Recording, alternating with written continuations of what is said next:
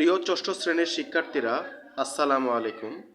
আজ তোমাদের গণিত বইয়ের পৃষ্ঠা নাম্বার 10-এর উদাহরণ 1 আমরা লিখিতভাবে সমাধান করব।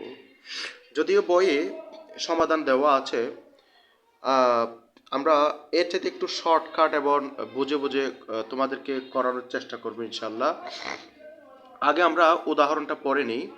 জারিফ জাওয়াদকে এক অঙ্কের 6টি সংখ্যা লিখতে বলায় 2, 0, 3, 8, 7 ও 4 লিখল। জারিফ জাওয়াদকে 4, 7, 5 খালিঘর 2 লিখে বলল এমন কিছু অঙ্ক যা খালিঘর চিহ্নিত স্থানে বসালে প্রতি ক্ষেত্রে গঠিত সংখ্যা 3 দ্বারা বিভাজ্য হয়। এখন ক নাম্বারে বলেছে জাওয়াদের লেখা সংখ্যাগুলো থেকে মৌলিক সংখ্যাগুলো আলাদা করে সংখ্যাগুলোর মৌলিক সংখ্যা হওয়ার কারণ লেখো। এই যে জাওয়াদের লেখা যে সংখ্যাগুলো আছে,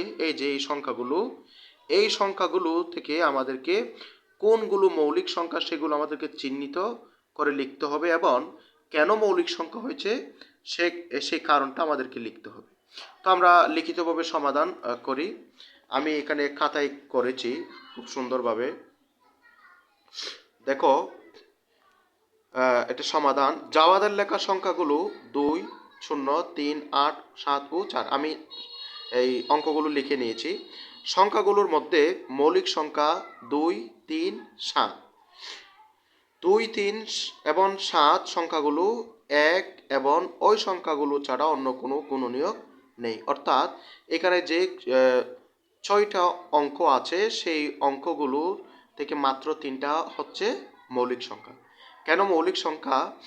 এই মৌলিক সংখ্যা গুলো হওয়ার কারণ হচ্ছে এই সংখ্যাগুলোকে এক এবং ওই সংখ্যা, এই একই সংখ্যা বা ওই যেমন 2কে যদি আমরা মৌলিক সংখ্যা হওয়ার কারণ লিখি, 2কে 2 অথবা 1 দ্বারা ভাগ করা যাবে, অন্য কোনো সংখ্যা দিয়ে ভাগ করা যাবে না, তাই এটা হচ্ছে মৌলিক সংখ্যা।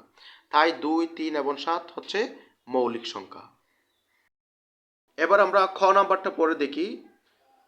দেখাও যে জাওয়াদের লেখা অঙ্কগুলো দ্বারা গঠিত বৃহত্তম ও ক্ষুদ্রতম সংখ্যার বিয়োগফল 9 দ্বারা বিভাজ্য। তাহলে আমাদেরকে এখানে দেখাইতে বলছে, আমাদেরকে দেখাইতে হবে যে এই যে সংখ্যাটা আছে সেই জাওয়াদের লেখা সংখ্যাটাকে প্রথমে আমাদেরকে গঠিত বৃহত্তম সংখ্যা এবং ক্ষুদ্রতম সংখ্যাতে রূপান্তর করতে হবে এবং 9 দ্বারা বিভাজ্য কিনা বিয়োগফল, এই দুইটার বিয়োগফল সেটা আমাদেরকে দেখাইতে হবে।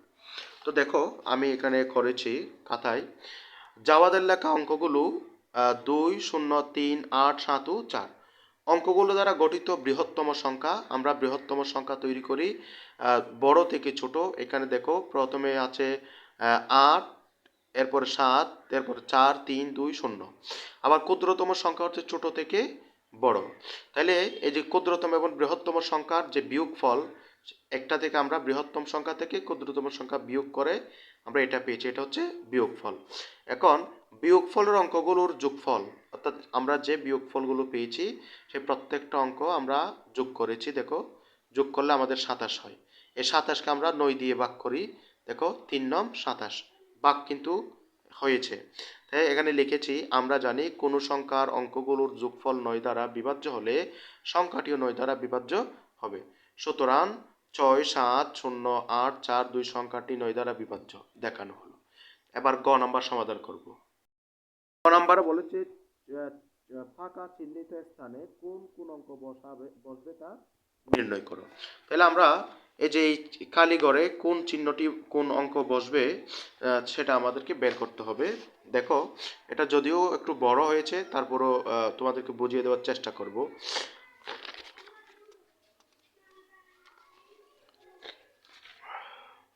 দেখো, গ নাম্বার আমরা এটা লিখে নিয়েছি সংখ্যাটির অঙ্কগুলোর যোগফল। এখানে যে সংখ্যাটা দেওয়া আছে খালি ঘর এবং আগে এবং পরে, সেই সংখ্যাগুলোর যোগফল আমরা পেয়েছি 18, যা 3 দ্বারা বিভাজ্য। আমরা 3 দিয়ে ভাগ করেছি। দেখো, 3, 6, 18 ভাগ করলে 6 হয়।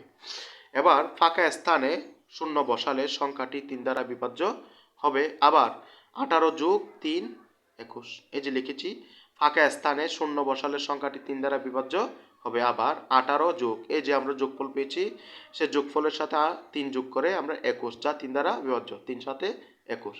আবার দেখো ফাঁকা স্থানে 3 বসালে সংখ্যাটি 3 দ্বারা বিভাজ্য হবে। অনুরূপভাবে ফাঁকা স্থানে 6 এবং 9 বসালেও সংখ্যাটি 3 দ্বারা বিভাজ্য হবে। সুতরাং ফাঁকা স্থানে 0, 3, 6, 9 বসালে সংখ্যাটি 3 দ্বারা বিভাজ্য হবে। এ হলো সমাধান। দেখা হবে আরেকটি পর্বে। ধন্যবাদ সবাইকে।